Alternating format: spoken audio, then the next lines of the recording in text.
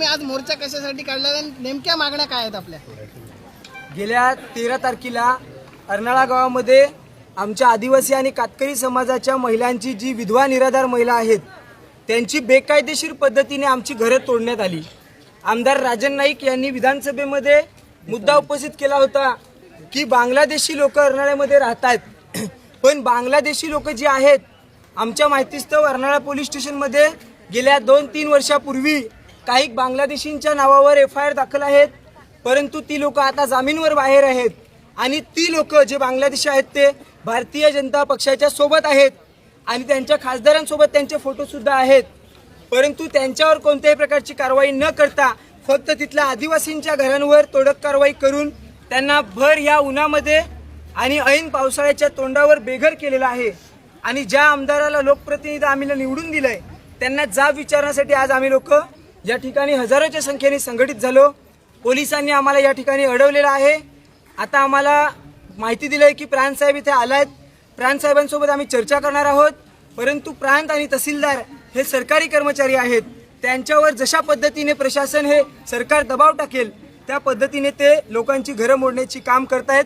या आदिवासींची घरं उद्ध्वस्त झाल्यानंतर भारतीय जनता पक्षाची भूमिका काय आहे त्या संदर्भात त्यांनी अजूनपर्यंत कुठल्याही पद्धतीचं बोललेलं नाहीत आणि म्हणून आम्ही या घटनेचा निषेध करतोय आणि आमच्या लोकांचं पुनर्वसन झालं पाहिजे। आमची 2011च्या आधीपासूनची तिथे घरं आहेत, ह्या कातकरी मुली आहेत, ही कातकरी विधवा बाई आहे, तिच्याकडे जातीचा दाखला आहे, तिच्याकडे घरपट्टी आहे, अधिवास दाखला आहे, रहिवास दाखला आहे, डोमेसेल आहे त्यांच्याकडे। जर वर्षानुवर्षापासून इथे राहत असतील तर त्यांनी पूर्णपणे बेकायदेशीर कारवाई केलेली आहे। दुसरी गोष्ट खास करून तुमच्या माध्यमातून आम्हाला प्रशासनाला सांगायचं आहे की काल जिल्हा महसूल डिपार्टमेंटनी एक प्रेस नोट काढली आणि त्याच्यामध्ये सांगितलं की जी कारवाई झाली ती कायदेशीर कारवाई आहे। तर ही कायदेशीर कारवाई कशी आहे हे आम्ही त्यांना दाखवू इच्छितो की ज्या कलम 50 नुसार आम्हाला नोटीस दिली, ही नोटीस आम्हाला 12 तारखेला आली आणि 13 तारखेला सकाळी सकाळी आमची घरं मोडली। आम्ही कायद्याचा चांगल्या पद्धतीने अभ्यास केलेला आहे। 12 तारखेला आम्हाला नोटीस दिल्याबरोबर आम्ही ताबडतोब 2011च्या आधीच्या घरपट्ट्या, 2011च्या आधी आम्हाला असेसमेंट आणि जातीचे दाखले आणि सर्व डॉक्युमेंट आम्ही जमा करून सगळं तहसीलदारांकडे आम्ही दिलेले आहेत। कलम 50 नुसार जे आम्हाला नोटीस दिले तेच कलम 51 आणि 52 हे सांगतंय की नोटीस दिल्यानंतर किमान 1 महिन्याची वेळ दिली पाहिजे, ती अशासाठी की आम्ही पात्र आहोत की अपात्र आहोत।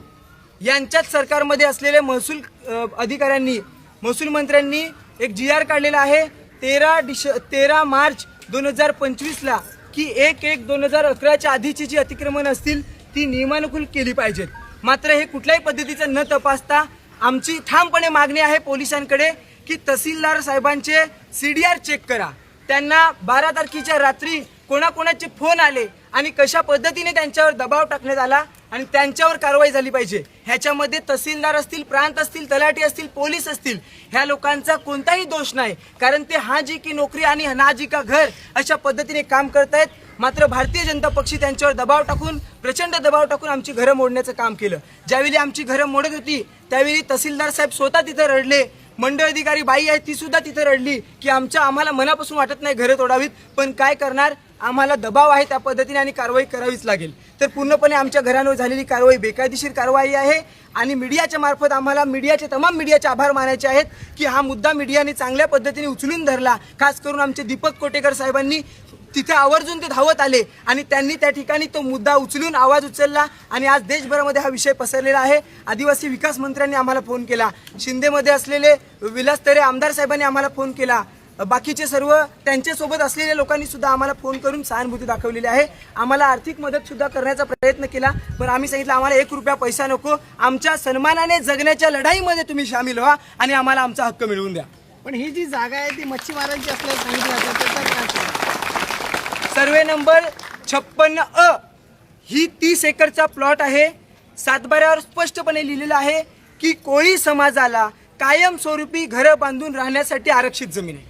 आमचा एक कार्यकर्ता आहे कॉम्रेड अनिरुद्ध मेहर, हा 1979 पासून यांच्या कुटुंबाची तिथं 6 घरं होती आणि त्यांच्याकडे 1979ला महसूल डिपार्टमेंटने नोटीस दिलेली होती। म्हणजे याचा अर्थ 1979 पासून तिथं अतिक्रमण आहे।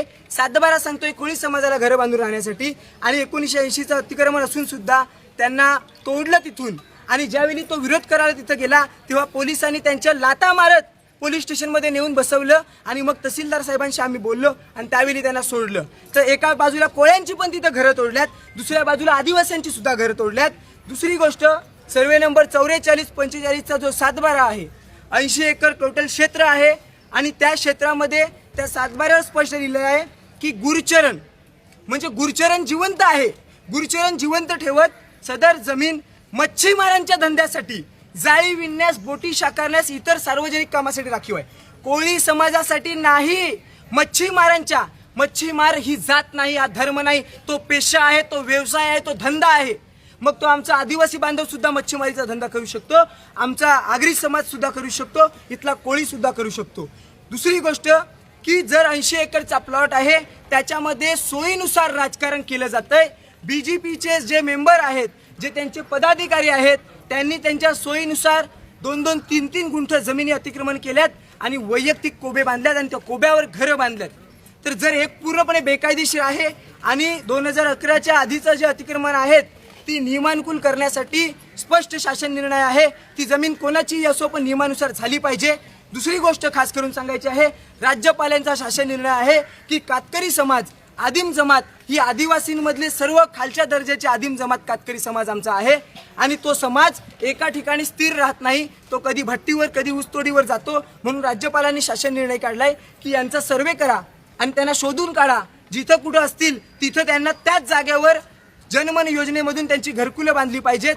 मात्र कातकऱ्यांचे जातीचे दाखले, रेशन कार्ड, मतदान कार्ड, घरपट्टी, असेसमेंट उतारा, अधिवास रहिवास असताना सुद्धा त्यांची घरं जमीनदोस्त केल्यात. आमची एकच मागणी आहे, पुनर्वसन झालं पाहिजे.